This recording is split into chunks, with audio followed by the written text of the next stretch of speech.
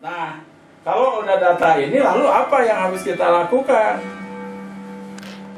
Nah, untuk itu kita kan harus menggunakan uji T. Dengan demikian kita harus menghitung T. Nah, menghitung T-nya gimana kalau ukuran itu? Nah, kita lihat ini. Tapi sebelumnya coba Anda perhatikan di slide sana. 5 langkah uji hipotesis itu ada 5 nih. Yang pertama menyebutkan asumsi dan syaratnya. Artinya asumsinya bahwa kedua sampel independen. Kemudian itu sebuah syarat ya. Jadi atau syaratnya. Jadi kedua sampel itu satu sama lain independen. 2, mendefinisikan H0 dan H1 tadi sudah. H0-nya yang pada langkah 2 tadi sudah kita tulis. Jadi H0 titik 2 mu 1 sama dengan mu 2, H1 titik 2 mu 1 lebih dari mu 2. Itu dalam bentuk simbol atau tulisan forma dari H0 dan H1. Kemudian memilih distribusi penyampelan Z atau T dan menentukan nilai Z atau T kritis. Nah, jadi yang 5 langkah uji hipotesis yang tadi itu berikutnya adalah kita mau ambil alfa berapa gitu. Nah, andai saja untuk sementara kita ambil aja alfanya 5%. Sesuai dengan bentuk atau tulisan forma H1 dan H0 tadi, dan kita akan menentukan atau menghitung T. Nah, maka rumusnya itu ada di dalam slide ini. Coba kita lihat langkah keempatnya itu kan tadi menentukan alfa sudah ya.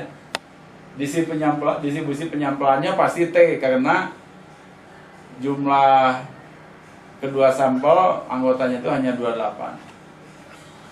Lalu menghitung T pasti ini. Nah, menghitung T itu ini ada di bawah ada catatan di sana. Jadi T-nya itu dihitung dengan menggunakan rumus Z dengan T-nya kan hampir sama saja sebetulnya.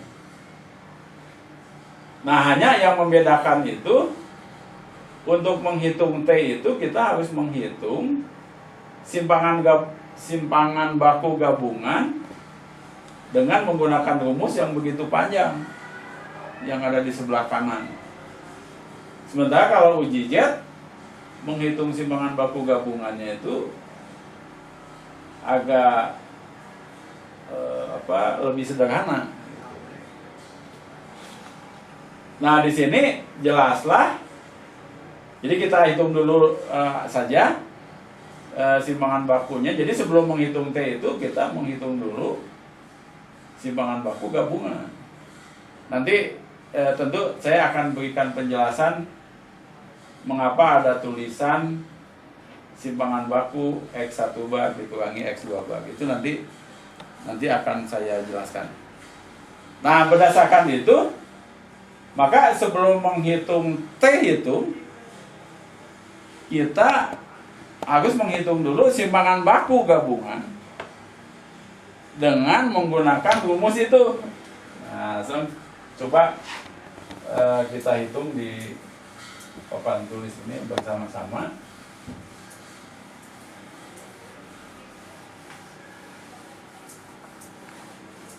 Nah, kita hitung simpangan baku X1, X2 bar ini. Nanti ini akan saya jelaskan setelah ini mengapa notasinya itu. Itu akar N1 N-nya boleh besar, boleh kecil lah. S1 kuadrat, N2, S2 kuadrat. Ini N1, N2 dan sana sama. Dibagi dengan N1 tambah N2 kurang 2. Lalu kali akar, ini kali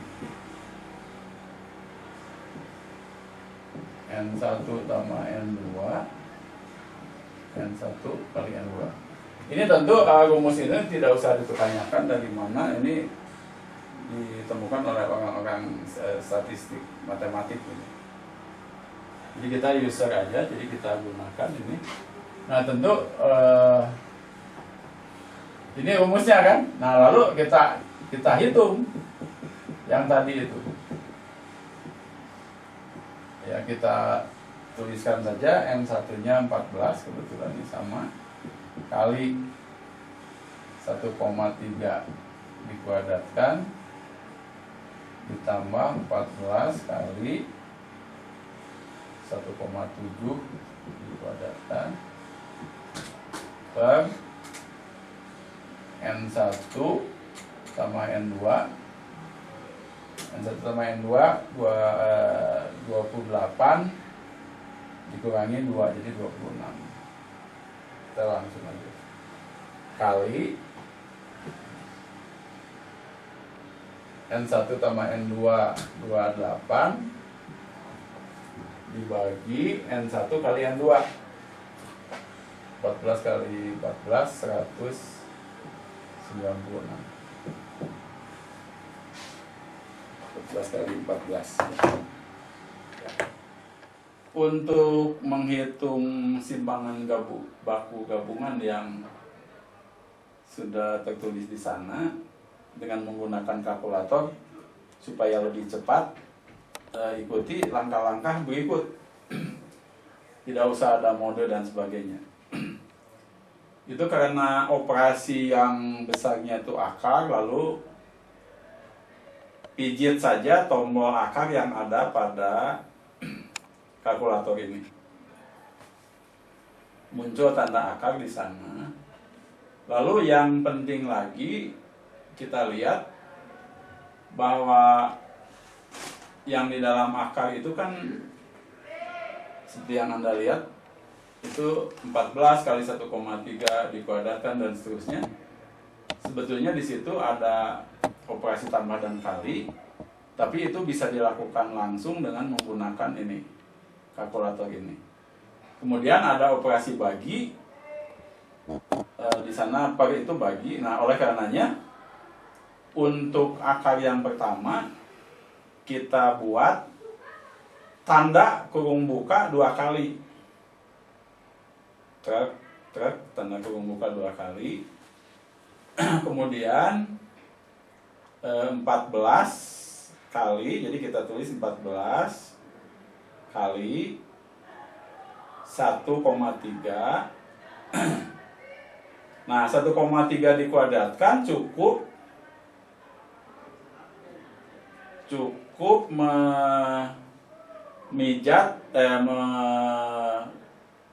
memijit tombol X pangkat 2. Di atas ada dekat tanda akar itu, pijit X kuadrat. Maka tanda 1,3-nya menjadi ada pangkatnya. Lalu langsung tambah sama seperti tadi, 14 kali 1,7 dikuadratkan. 1,7 X kuadrat. Karena itu satu kesatuan, jadi kita beri tanda kurung tutup. Jadi tutup dulu 1. Lalu kita bagi, jadi pijit tombol bagi dengan 26. Lalu kurung tutup lagi. Nah selanjutnya kali, nah kan kali akar itu, jadi tulis kali, tulis tanda akar lagi. Lalu kita buat kurung buka 1 saja. 28 dibagi 196. Lalu kurung tutup. Kalau kita pijit tanda sama dengan, maka akan diperoleh 0,593. Di sini diperoleh hasilnya itu 0,594 lah dibulatkan ini. Jadi sampai 3 angka di belakang koma. Tentu kalau ini sudah didapat, maka kita langsung menghitung T hitung. Nah, T hitungnya di sini X1 bar itu 8 dikurangi X2 7,4 dibagi 0,594. Nah, setelah dihitung, ternyata hasilnya itu adalah 1,01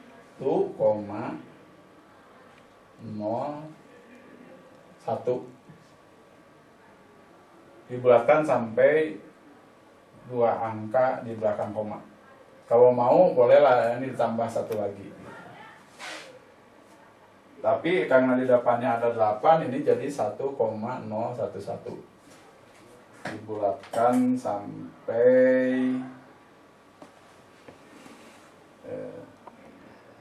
3 angka di belakang koma.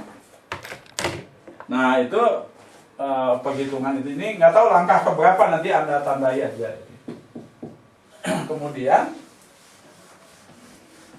sudah tentu kita harus membandingkan T hitung ini dengan T kritis. Tadi kan sudah dikatakan bahwa kita akan menggunakan alfa 0,05. Nah, di sini DF-nya itu beda dengan DF yang 1 sampel. Di sini 2 sampelnya. Jadi derajat kebebasannya itu dikurangi 2 dari jumlah sampel-sampel tadi. Jadi 14 tambah 14 kurangi 2, 26. Dan ujinya berapa ekor tadi? 1 ekor. Dan ini ekornya ke kanan.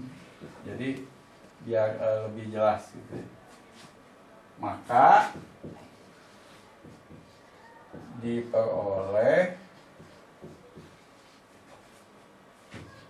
T kritis sama dengan, nah kembali kita menggunakan tabel T. Nah, dengan menggunakan tabel T, maka diperoleh T kritisnya itu, kita lihat DF-nya 28, lalu kita tarik ke kanan cari yang 0,05, ternyata diperoleh T kritisnya itu, maaf 26, ternyata diperoleh T kritisnya itu 1,706 di dalam itu di dalam daftar itu 1,706.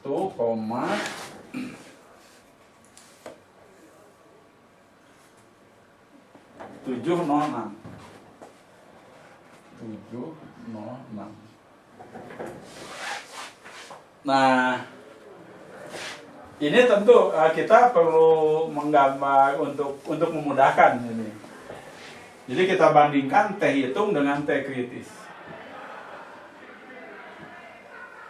Ini aja sketsa. Nah, ini T, lalu ini 0. Nah, 5% itu kurang lebih di sini. Ini daerah penolakan H0. Sementara tadi untuk untuk alfa 0,05 DF26 uji 1 ekor, ternyata ini tuh T kritisnya 1,706. Sementara T hitung itu 1,1 0,1. Nah ini 1,011. Ini tidak lain T hitung. Nah, bagaimana kita simpulkan? Kan kita tadi sudah ya. Jadi kita lanjutkan aja yang berikutnya. Jadi ini langkahnya ditulis saja, nanti dilihat kembali. Lalu karena, nah ini alasannya T hitung sama dengan 1,011 terletak di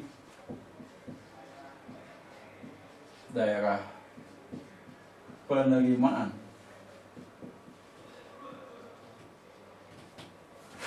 H0, maka untuk contoh ini H1-nya ditolak juga. Nggak apa-apa ini contoh. Nah itu konklusi statistik baru sampai sana. Nah lalu yang terakhir tentu kesimpulannya. Jadi ini bisa dicatat kesimpulannya.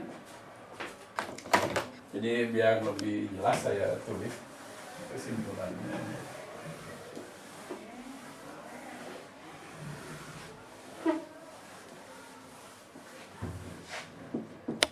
Kesimpulan atau jawaban untuk pertanyaan tadi. Nah, di sini boleh saja mau pakai kondisi ini, boleh aja berdasarkan data. Tentu ini berdasarkan data ya yang diperoleh, dan alfa 0,05. Bagusnya ini dikatakan disimpulkan. Jadi data-data itu ini berdasarkan data yang oleh alfa ini, tentu dengan ini ya disimpulkan bahwa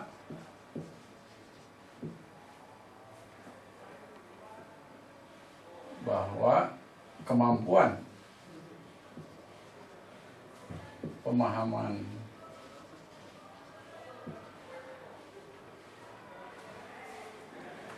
atau ini boleh begini, ini kalimat lain. Berdasarkan data yang diperoleh dan alfa ini disimpulkan bahwa tidak ada, ini lebih ininya lagi, evidensi atau fakta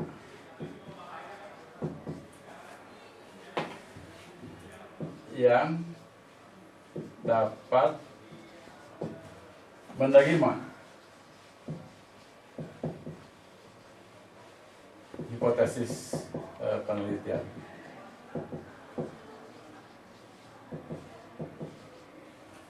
Dengan kata-kata lain,